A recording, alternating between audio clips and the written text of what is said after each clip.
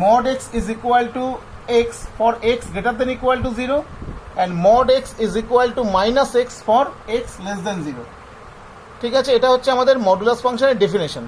ওকে, মানে মেন ব্যাপারটা কি, মেন ব্যাপারটা হচ্ছে যে মডের ভেতরে যেটা থাকবে সেটা পজিটিভ হবে, মডের ভেতরে যেটা থাকবে সেটা পজিটিভ হিসাবে বাইরে আসবে যদি ভেতরের পার্টটা 0 বা 0 থেকে বড় হয়, মানে গ্রেটার দেন ইকুয়াল টু 0, আর মডের ভেতরের পার্টটা মাইনাস হিসেবে বাইরে আসবে যখন সেটা 0 থেকে ছোট হবে।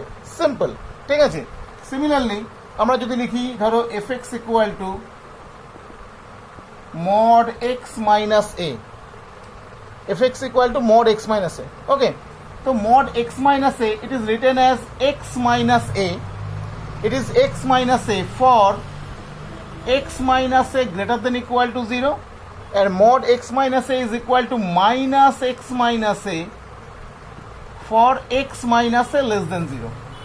Okay, fx is equal to mod x minus a when minus x minus A for x minus A less than 0, মানে মডের ভেতরের পার্টটা প্লাস হিসেবে বাইরে আসবে যদি ভেতরেরটা 0 বা 0 থেকে বড় হয়, আর এটা মাইনাস হিসেবে বাইরে আসবে যদি ভেতরেরটা আমাদের 0 থেকে ছোট হয়ে যায়। ঠিক আছে, যেমন ধরো আমি লিখলাম F x equal to mod x plus 2, তো F x equal to mod x plus 2, this must be x plus 2 for x plus 2 greater than equal to 0 and this must be minus x plus 2 for x plus 2 less than 0.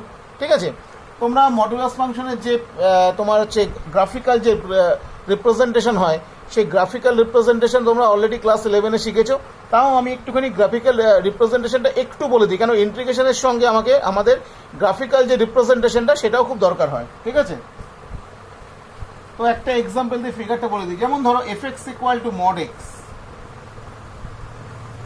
F x equal to mod x, তো এটার ফিগারটা কেমন হয়, F x equal to mod x,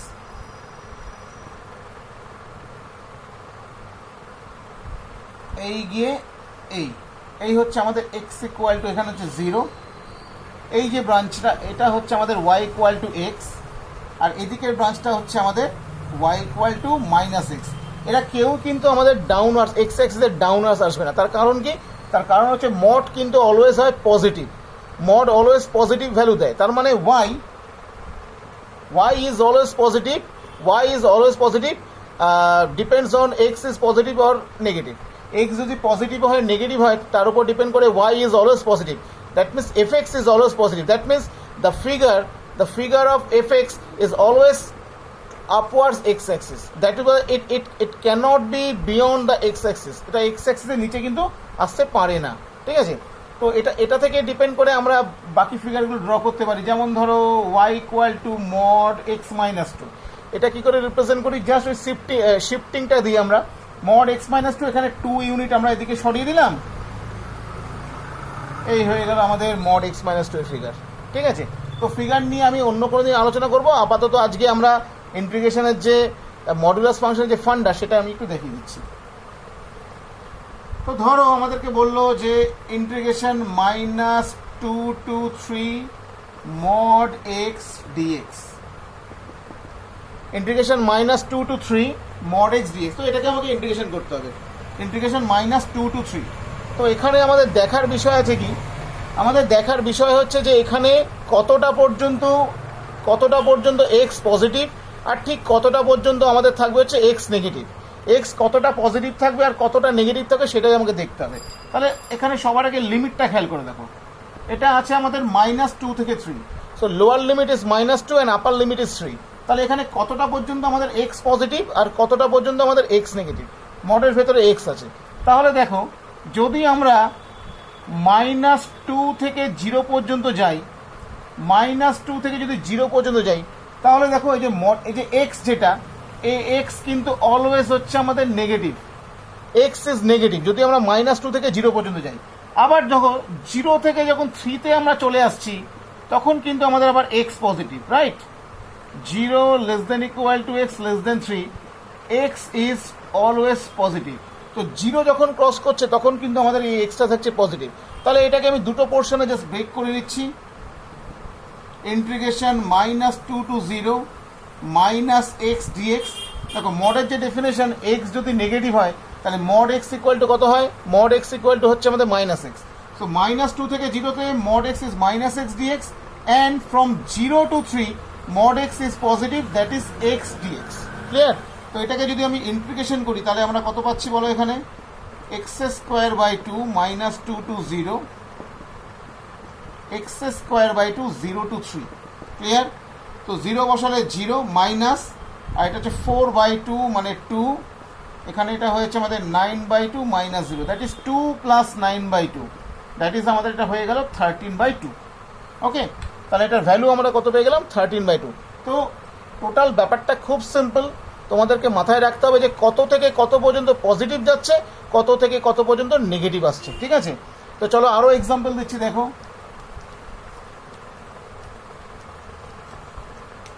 তো ধরো আছে integration -1 to 3 mod 2 minus x dx, integration -1 to 3 mod 2 minus x dx। তো এখানেও তাই দেখো, তো লিমিটটা আছে আমাদের -1 to 3।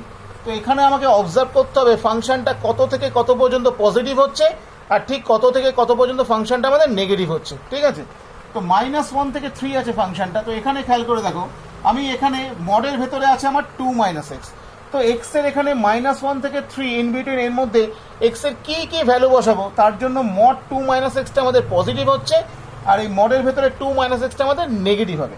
তো তোমরা এখানে জাস্ট অবজার্ভ করো যে আমি যদি -1 থেকে 2, আমরা যদি -1 থেকে 2 এর মধ্যে ভ্যালু বসাই, -1 থেকে 2 এর মধ্যে এক্স এর যে কোনো ভ্যালু বসাই, আমাদের কিন্তু 2 - x এটা কিন্তু আসছে আমাদের পজিটিভ। ইন বিটুইন -1 থেকে 2, 2 - x ইজ অলওয়েজ পজিটিভ। আবার দেখো, যদি আমাদের 2 থেকে 3-তে আমরা চলে আসি, 2 থেকে যদি 3-তে চলে আসি আমরা, 2 less than x less than 3, সেক্ষেত্রে কিন্তু 2 - x টা আমাদের হয়ে যাচ্ছে কিন্তু নেগেটিভ।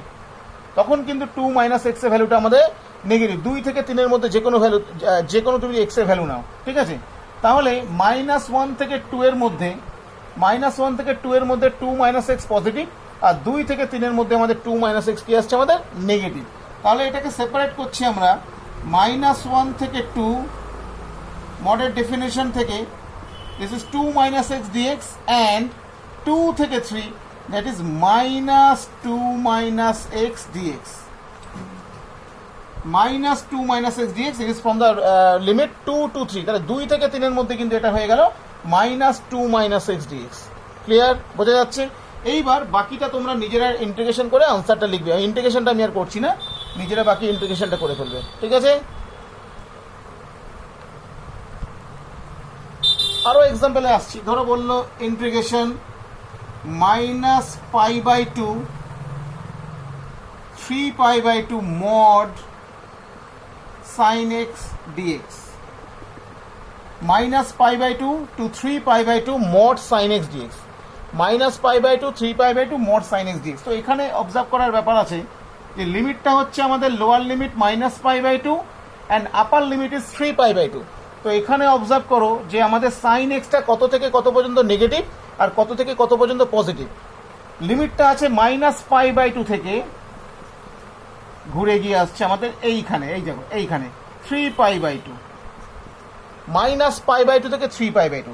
তো তোমরা বলো -π/2 থেকে 3π/2 যদি যায়, তো সাইনের ভ্যালু ফোর্থ কোয়াড্রেন্টে negative, first quadrant to second